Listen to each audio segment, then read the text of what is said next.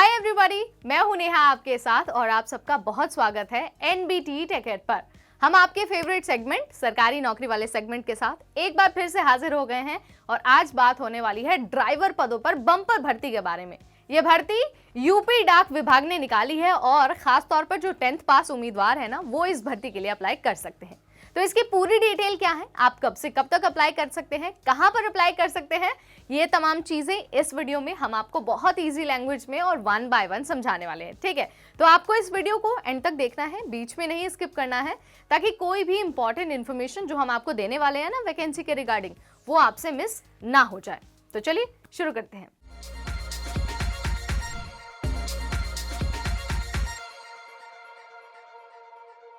UP डाक विभाग ने ड्राइवर पदों पर भर्ती निकाली है और इस भर्ती के लिए जो एप्लीकेशन का प्रोसेस है वो भी शुरू हो गया है। तो अगर आपको वैकेंसी की डिटेल नोटिफिकेशन में चेक करना है तो आपको ऑफिशियल वेबसाइट यानी कि indiapost.gov.in यहां जाना होगा और यहां जाकर आपको नोटिफिकेशन डाउनलोड करना होगा।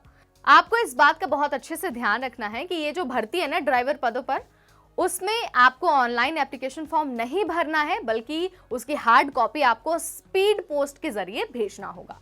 लेकिन ये कहां पर भेजना है आपको ना वीडियो में आगे हम बता देंगे। ठीक, तो जो एड्रेस है ना वो ये है कि आवेदन प्रबंधक GRA mail motor service Kanpur, GPO compound Kanpur 208001। ये वो एड्रेस है जहां पर आपको अपनी डिटेल्स, आपका जो भी डॉक्यूमेंट है उसे अटैच करके भेजना है। ऑनलाइन एप्लीकेशन फॉर्म नहीं भरा जाएगा, किसी भी तरह का कोई ऑनलाइन एप्लीकेशन एक्सेप्ट नहीं होगा। वो जो मैंने आपको शुरुआत में वेबसाइट बताई है ना, वहां पर आपको नोटिफिकेशन मिलेगा, एप्लीकेशन का लिंक वो नहीं है।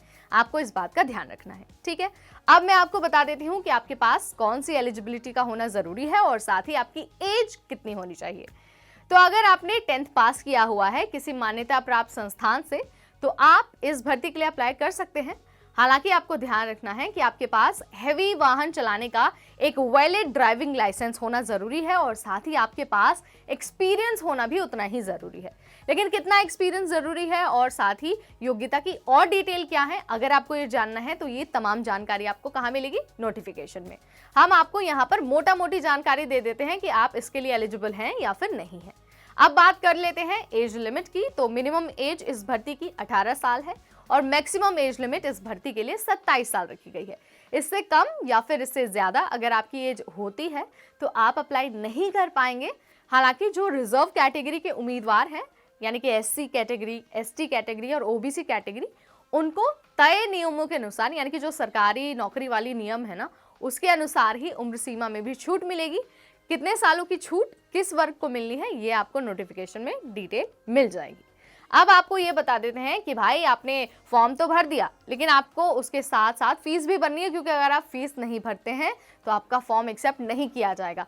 तो फीस के रूप में आपको 100 रुपये देने होंगे और जब आप फीस सबमिट करेंगे तो ही आपका फॉर्म एक्सेप्ट होगा। इसके बाद बात अगर सिलेक्शन प्रोसेस की हो तो सबसे पहले आपको ट्रेड टेस्ट देना होगा, उसके बाद देना होगा ड्राइविंग टेस्ट।